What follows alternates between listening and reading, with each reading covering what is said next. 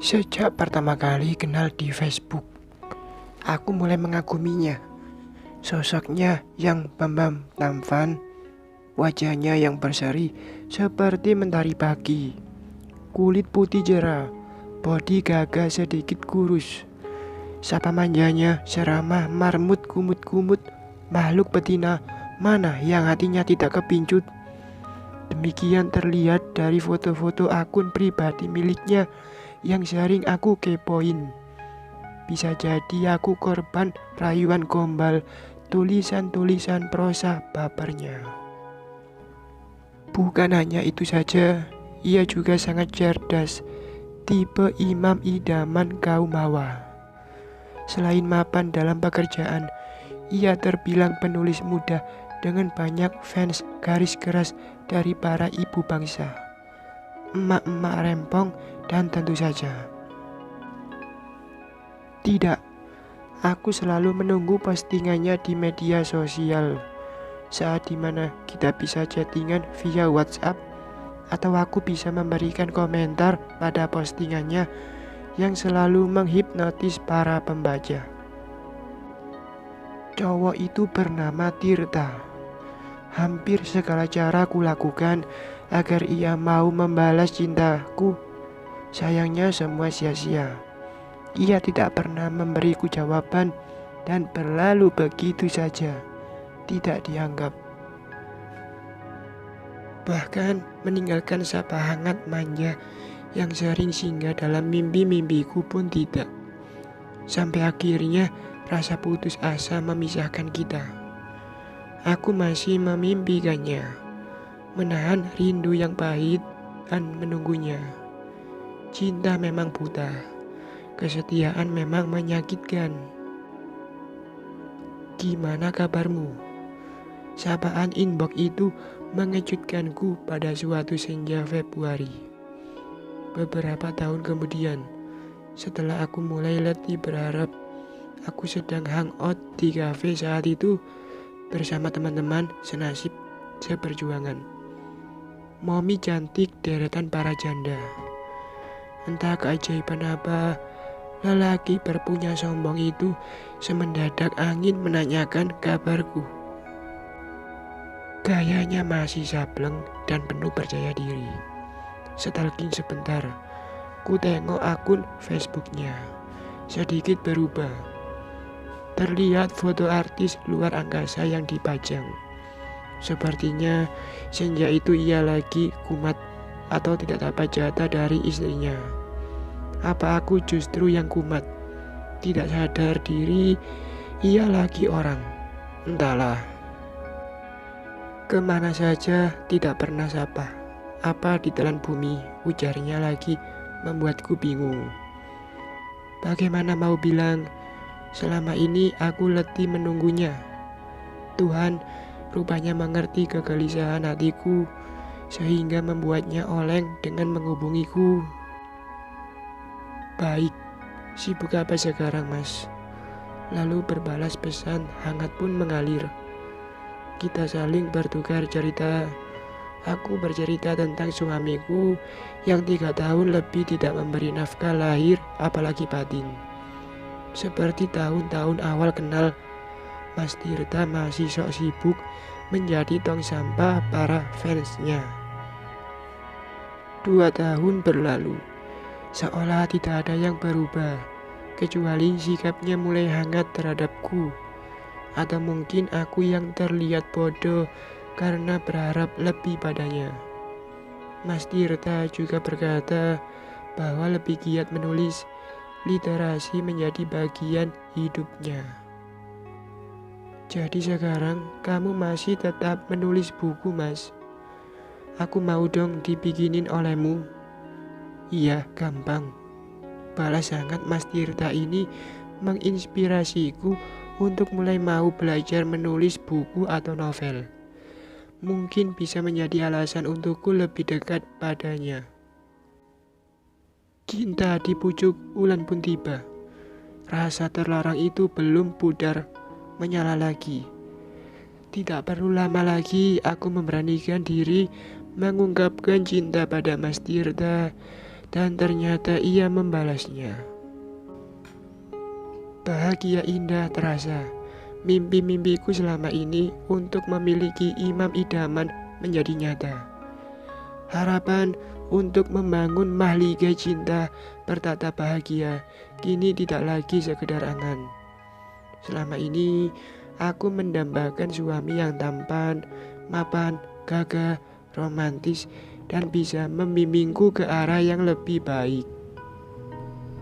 Cowok penulis gagah pasti bisa melelehkanku di atas ranjang. Rasanya sudah tidak sabar dibuatnya hamil dan bisa melahirkan anak-anaknya. Akan kuabdikan seluruh hidupku menjadi istri yang baik. Ya, walaupun agak ganjil, kenapa Mas Tirta menerimaku, cintaku begitu saja. Padahal ia sudah punya istri yang cantik dan sempurna. Mungkin alasannya karena Mas Tirta sama seperti lelaki lainnya, tidak tahan dengan godaan wanita, atau agar beban untuk melayaninya tidak ditanggung oleh seorang saja. Bagaimana kalau ia nanti tidak bisa berbuat adil? Pikiran ragu itu menguasai mindahku. Kenapa aku begitu bodoh menggodanya? Sebagai sesama wanita, ada rasa nyeri di dalam dada saat memikirkan semua itu. Namun, semua berbeda setelah setahun berlalu. Mas Tirta tidak juga kunjung menikahiku. Padahal sudah kuberikan semua yang berharga untuknya. Selalu memberikan alasan sama, sabar.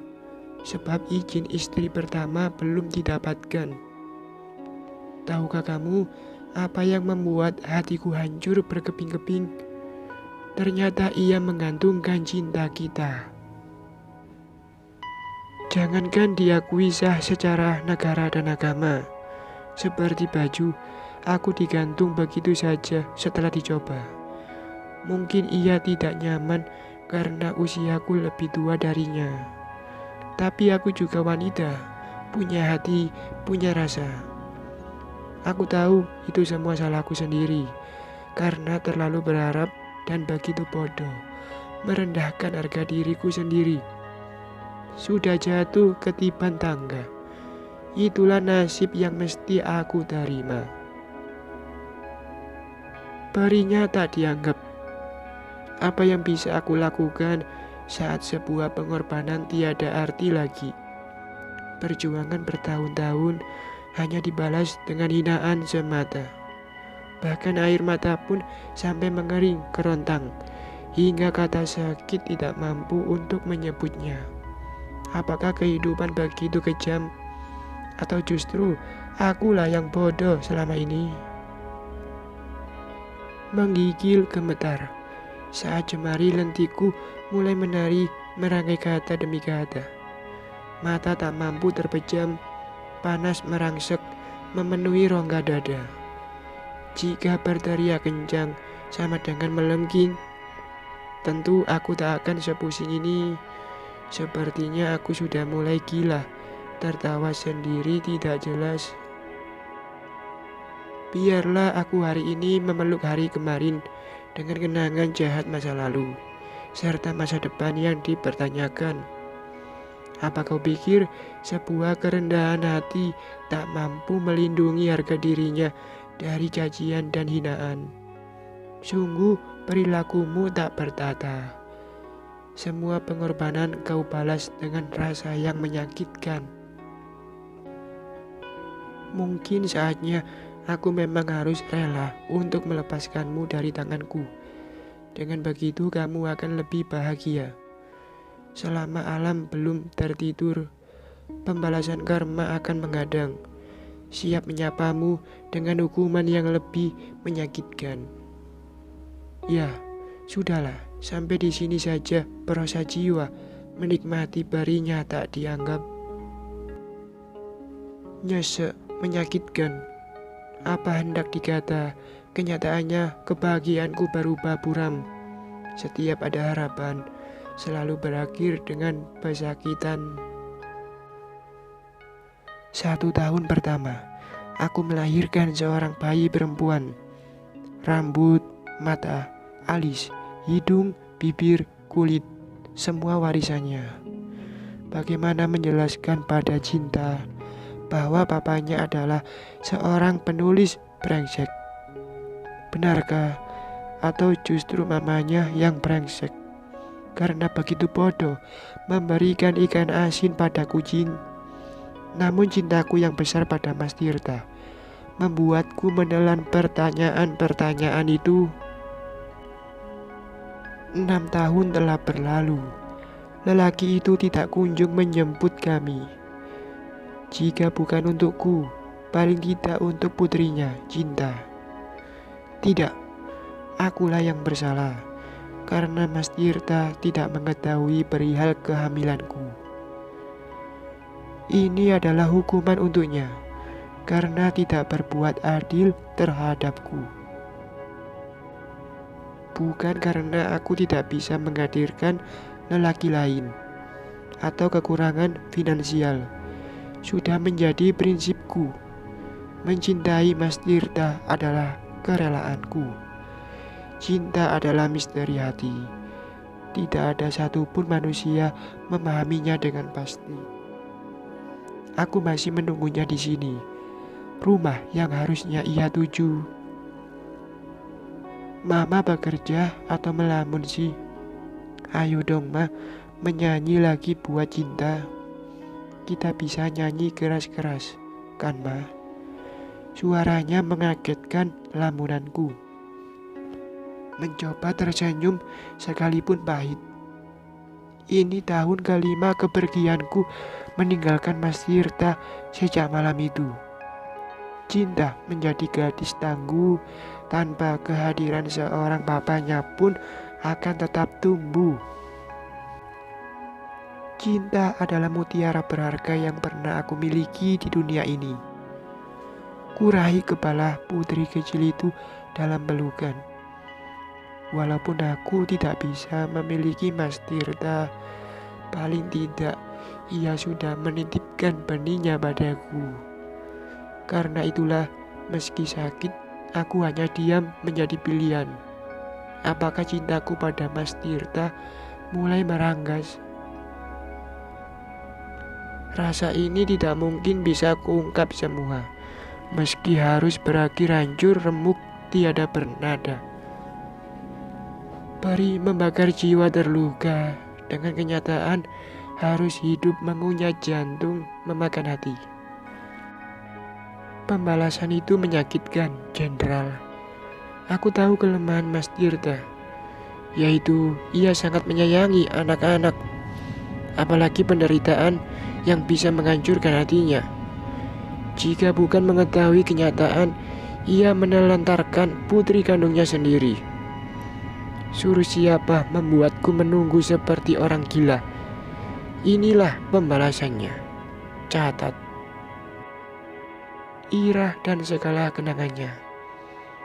Bagaimana mungkin aku bisa membenci Mas Tirta? Adalah impianku sejak di bangku SMA.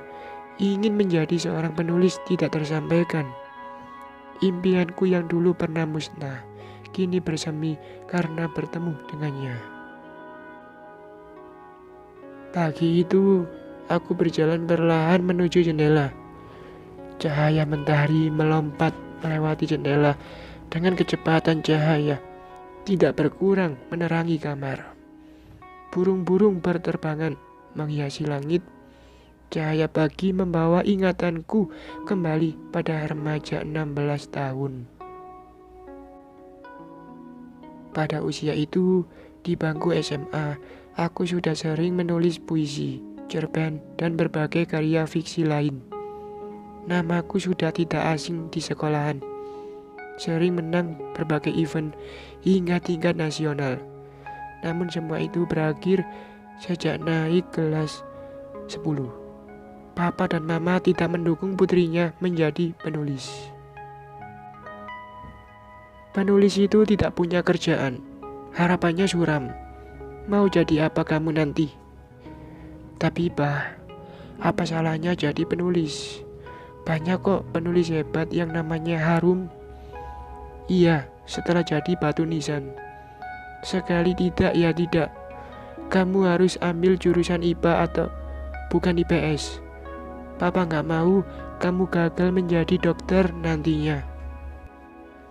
Seluruh catatan, piagam, dan semua hal yang berhubungan dengan dunia sastra atau literasi dibakar begitu saja tanpa perasaan. Aku tidak berdaya melawan kehendak mereka. Sebagai putri tunggal, bukan kasih sayang berlimpah yang didapat, melainkan semua hal ditentukan oleh orang tua. Bahkan aku remaja tidak mengenal apa itu pacaran. Adanya hanya belajar, belajar, dan belajar seperti robot. Tentu aku tumbuh menjadi gadis tertutup. Hanya beberapa saja memiliki teman wanita. Itu pun jarang bergaul, kecuali kegiatan sekolah. Tidak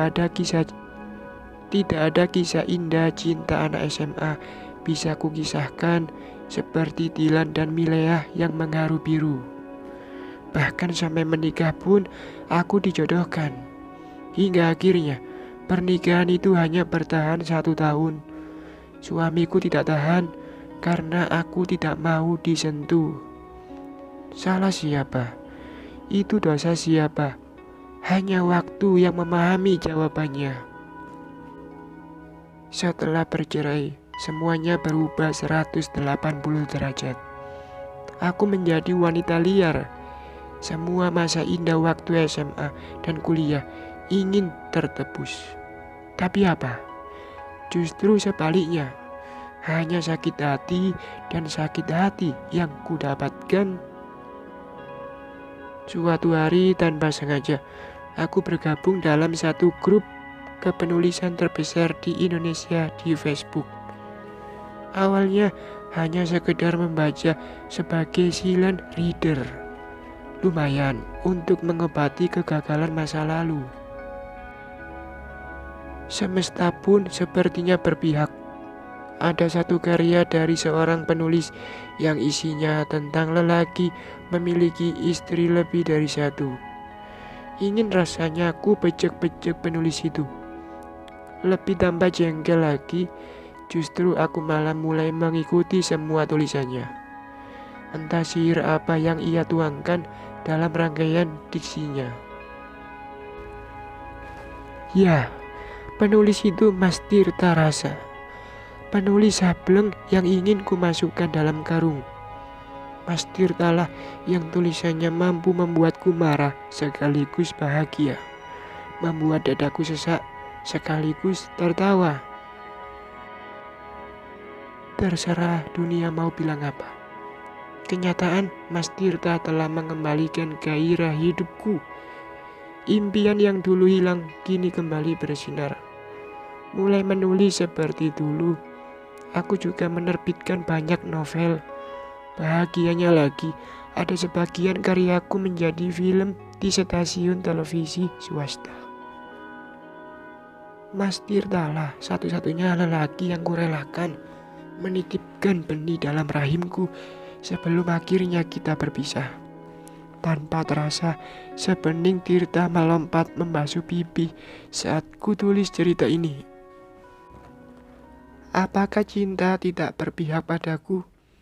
Adalah saat hati sudah tidak tahan menanggung beban yang disembunyikan dan kelopak telah banjir oleh air mata serta dada seakan hancur oleh berat beban yang harus kupendam. Apa yang bisa kulakukan selain menangis dan meratap? Mas Tirta, apa yang kamu lakukan itu lebih dari jahat. Kembalinya cinta yang telah hilang. Tepat 1 tahun menempati rumah mungil hasil jeripayahku sendiri dari menulis. Di pinggiran kota penyangga Jakarta. Di sore hari, biasanya aku duduk halaman belakang rumah, menikmati udara senja, membaca novel-novel karya Bekti Cahyopurnomo Seruyansyah yang sudah kubaca puluhan kali, atau membaca kumpulan prosa cinta miliknya di berbagai media yang aku ikuti. Kemarin umurku genap 36 tahun. Aku merasa 5 tahun lebih muda. Di sini, detik jam seolah berjalan lebih cepat berlari. Hari ini, ku mematut diri di depan cermin. Masih cantik. Kerutan-kerutan kecemasan di wajahku tidak ada sama sekali. Kulitku memang terlihat lebih cerah. Selain menjaga pola makan, aku juga rajin olahraga. Bunyi bel memanggil membuat Cinta kaget yang sedang duduk di atas sofa menonton televisi. Berlari membuka pintu. Ini benar rumah Era Puspitasari. Terdengar jelas suara tamu itu membuatku terenyak. Orang-orang mengenal namaku Ira, bukan Era. Hanya ada satu orang yang memanggil dengan sebutan itu. Siapa Cinta?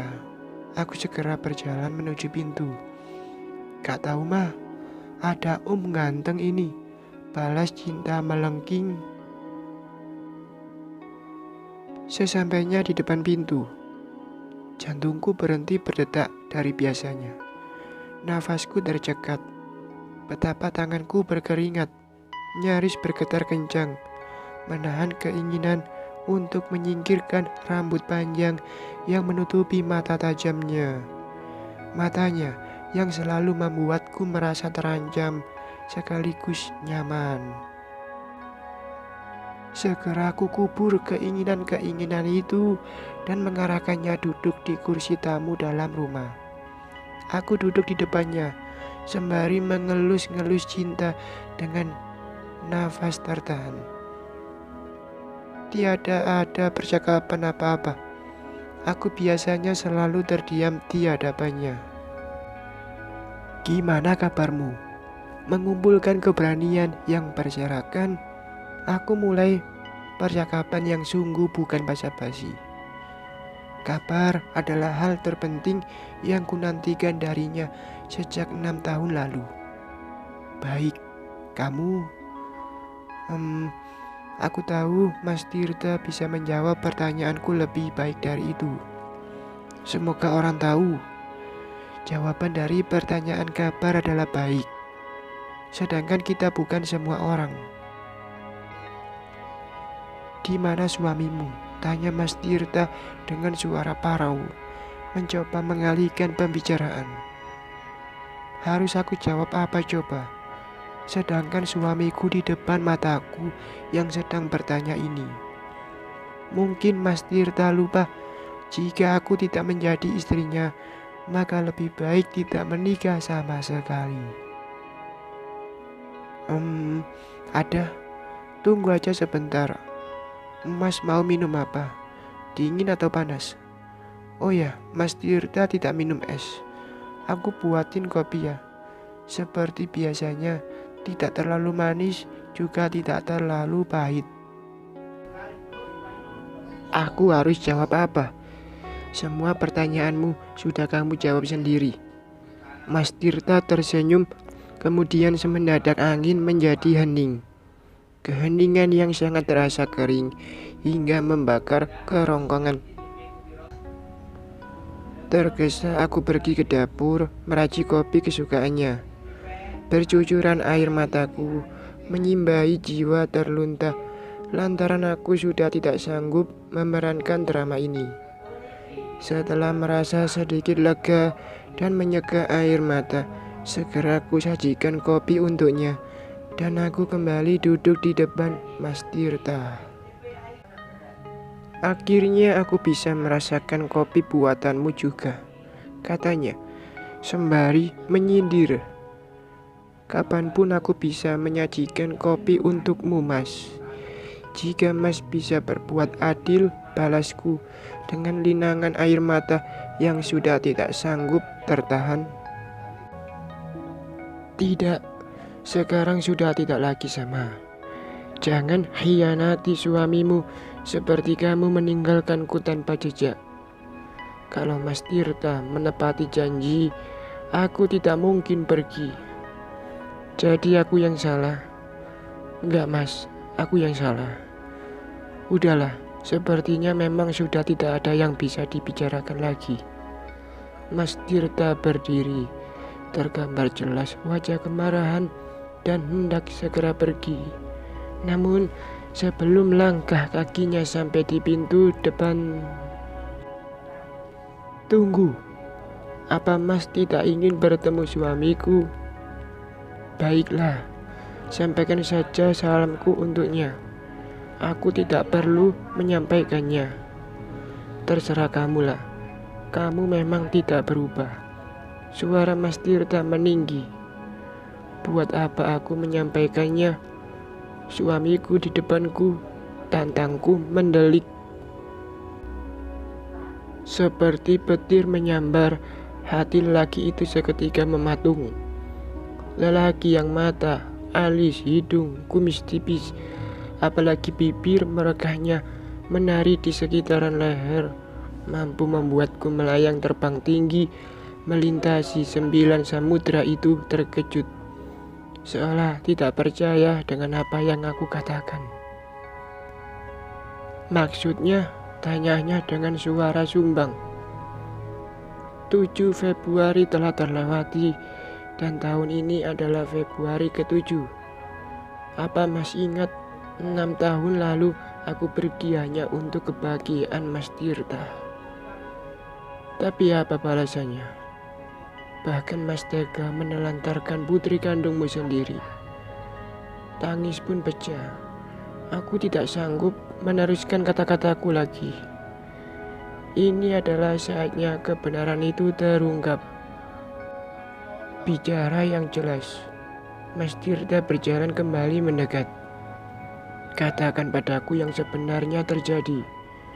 Ia menginterogasi, cacarnya gemetar. Cinta ini putrimu, Mas. Tentang hati yang terluntah. Tahukah kamu apa yang paling menyiksa bagi seorang papa? Adalah kenyataan saat tak mampu melihat tumbuh kembang putri kandungnya sendiri.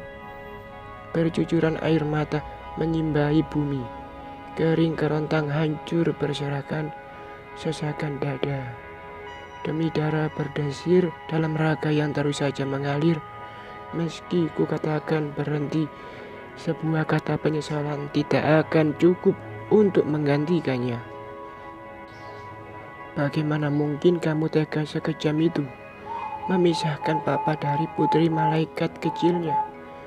Dalam cinta, siapa yang bersalah adalah sampah. Sedangkan meninggalkan orang yang tercinta itu lebih buruk daripada berdebah. Kapan saja boleh membalas sakit hatimu itu padaku, sepuasnya. Kamu tampar, bejek-bejek, caci maki sepuas hatimu. Terserah.